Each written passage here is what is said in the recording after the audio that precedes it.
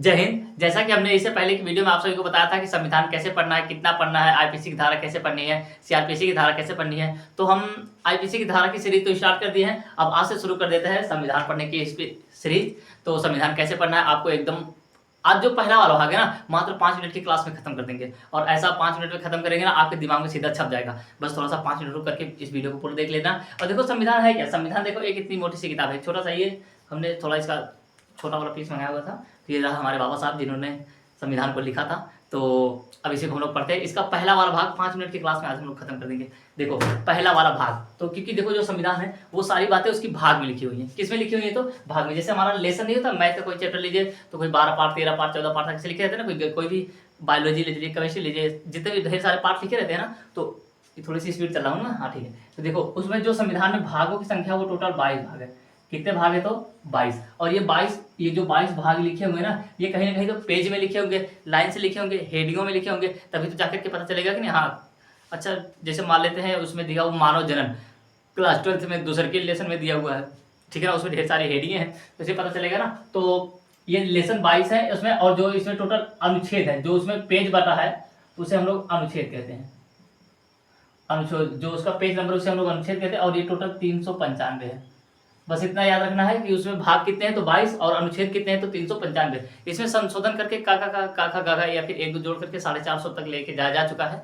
लेकिन जो अनुच्छेद है वो 395 है और जो भाग है वो टोटल 22 ही है। इसमें अभी कभी भी बदलाव नहीं हुआ। तो हम लोग पहले शुरू करते हैं। तो ये भी जब भी शुरुआत होगा तो भाग 1 से शुरू होगा, भाग 1, ठीक है ना। और भाग 1 को हम आज खत्म कर देंगे। और ये भी भाग 1 से शुरू होगा तो कहीं ना कहीं अनुच्छेद में जाएगा। अनुच्छेद को अंग्रेजी में आर्टिकल कहते हैं, ठीक है, याद रख लेना। अनुच्छेद को अंग्रेजी में क्या कहते हैं? तो आर्टिकल। अनुच्छेद कहां तक जाएगा? तो ये 1 से लेकर के 4 तक। इसमें केवल 4 अनुच्छेद दिए हुए। किसमें? तो भाग 1 में। भाग 1 में केवल 4 अनुच्छेद दिए हुए हैं। इसमें अनुच्छेद का जो इसका लेसन है, लेसन का भी कुछ ना कुछ तो नाम होगा।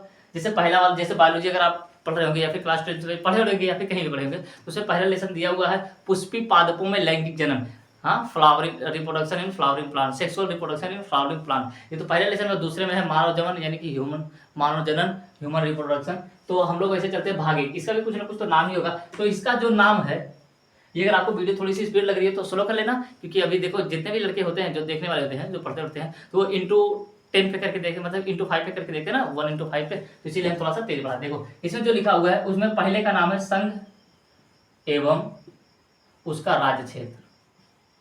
संघ एवं उसका राज्य क्षेत्र, ठीक है। तो ये है लेसन का नाम। ये क्या है? तो लेसन का नाम। पहले भाग का नाम है संघ एवं उसका राज्य क्षेत्र। अब ये पहले के लेसन का नाम हो गया। तो इसमें कितने अनुच्छेद है? तो 4। ये जाएगा 1 से 4 तक। अब हम लोग अनुच्छेद 1 से 4 तक पढ़ना शुरू कर देते हैं, ठीक है ना। मेरी गारंटी है कि अगर मेरे साथ चलोगे तो अनुच्छेद जितने भी है सारे रट्टा मार जाओगे। एक बार अगर खड़ा होकर के बोलना शुरू कर दोगे तो कम से कम 50 अनुच्छेद एक ही बार में बोल दोगे। और अगर एक बार खड़े होकर के कहीं पे 50 अनुच्छेद बोल दिए तो सोचो तुम्हारे अंदर कॉन्फिडेंस कितना तेज आएगा, कितना जबरदस्त आएगा। जबर का कॉन्फिडेंस आएगा, पूरी दुनिया हिला दोगे, ठीक है। तो अनुच्छेद पहले हम लोग शुरू करते हैं अनुच्छेद 1 की तरफ। इसमें लिखा गया है India that is a Bharat. India that is a Bharat, कि इंडिया ही भारत है। क्या कहा जाता है? कि इंडिया ही भारत है, जबकि इसका उल्टा होना चाहिए कि भारत ही इंडिया है, क्योंकि हम लोग भारतीय हैं, है ना। हालांकि इसका अंग्रेजी तो इंडिया ही होता है, लेकिन इंडिया अंग्रेजों ने नाम दिया था और कुछ गलत समझ करके दिया था। इसीलिए तो गांधी जी को आता था Indian and dog are not allowed in train. इसीलिए ना इंडियन को कैसे मतलब कि सेम किया था कुत्तों की तरह। इंडिया की तुलना किसके की थी? कुत्तों से। इसीलिए उन लोगों ने हमें इंडियन भी बता दिया। तो लेकिन ऐसा होना चाहिए था भारत दैट इज इंडिया, लेकिन उल्टा हो गया है India that is a Bharat, ठीक है। तो हम लोग चलते हैं अब अनुच्छेद 2 की ओर, ठीक है। यानी कि इसका ये भी ऐसा हो सकता है कि भारत राज्यों का संघ है ना। और दूसरी परिभाषा इसकी है कि भारत राज्यों का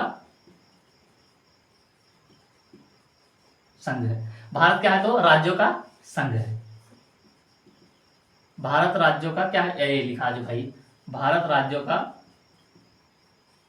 संघ है। संघ यानी कि यूनियन। यूनियन उस राज्य को, मतलब उस देश को कहते हैं जिसमें से कोई भी राज्य टूट करके अलग नहीं हो सकता। और एक इसका उल्टा होता है फेडरेशन। फेडरेशन का मतलब ही संघीय होता है, लेकिन फेडरेशन में जिसमें छोटे छोटे राज्य मिल करके केंद्र को अपनी शक्तियां दे देते हैं और वहीं से पूरे देश पर डिसीजन आता है। लेकिन जब भी उसमें से किसी राज्य का मन कहेगा वो हट जाएगा तो टूट करके अलग चला जाएगा। जैसे अमेरिका, जैसे हमारा भारत देखेंगे तो जम्मू कश्मीर से लेकर के कन्याकुमारी तक एक ही कश्मीर हो फिर कन्याकुमारी नहीं, भारत माता एक हमारी, वहाँ पर एक ही झंडा चलता है, सभी पर एक ही संविधान है, सभी पर एक ही नियम कानून लागू होते हैं। लेकिन अभी आप अमेरिका में चले जाएंगे तो वहाँ पर हर देश का अपना, मतलब जितने भी राज्य हैं वहाँ पर हर देश का अपना संविधान है, हर देश का अपना झंडा है, हर भाषा तो अलग हो जाती है क्योंकि दूर दूर पर भाषा होती है ना। लेकिन हमारे इंडिया में ऐसा नहीं है, इसीलिए हमारे देश को क्या कहा गया तो यूनियन, जबकि अमेरिका वगैरह क्या है तो फेडरेशन। तो भारत राज्यों का संघ है, तो संघ में क्या है तो यूनियन। हमेशा याद रखिए, जब भी क्वेश्चन में आए तो टिक मार देना यूनियन पे। क्लियर है। अब हम लोग आगे चलते हैं अनुच्छेद 2 की ओर। ये अनु लिखा हुआ है, इसका मतलब अनुच्छेद है ना, क्योंकि वहां हम पूरा लिखे हुए हैं, एक भी जगह छोटी पड़ जाएगी ना। अनुच्छेद 2, इसमें कहा गया है कि संसद, इसमें कहा गया है कि संसद, जैसे अगर कोई बाहर का राज्य है, कोई दूसरा देश है, वो भारत में मिलना चाह रहा है तो उसको संसद मिला सकती है। उसको संसद क्या कर सकती है तो मिला सकती है। संसद विदेशी राज्य को, विदेशी राज्य को मिला सकती है।